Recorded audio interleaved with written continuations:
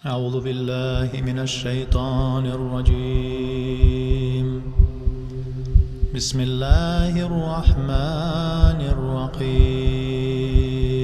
После смерти всех сподвижников пророка Мухаммада, саллаллаху алейхи, среди вновь принявших ислам стали появляться люди, неверно толкующие Священное Писание.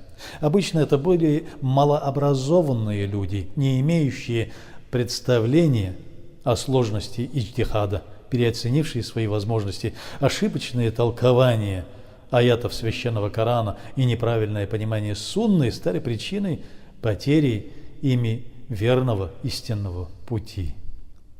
Но появились и так называемые, в кавычках, ученые, считавшие свои знания выше знаний муджтахидов, высшей категории мутлак муджтахидов. Они толковали аяты и хадисы в соответствии с собственным пониманием их смысла. Их толкования противоречили знаниям, согласованным толкованиям, полученным от праведных предков, сахабов, табиринов и табиринов, салаф ас-салихин. Таким образом, в исламе стали появляться различные направления, школы,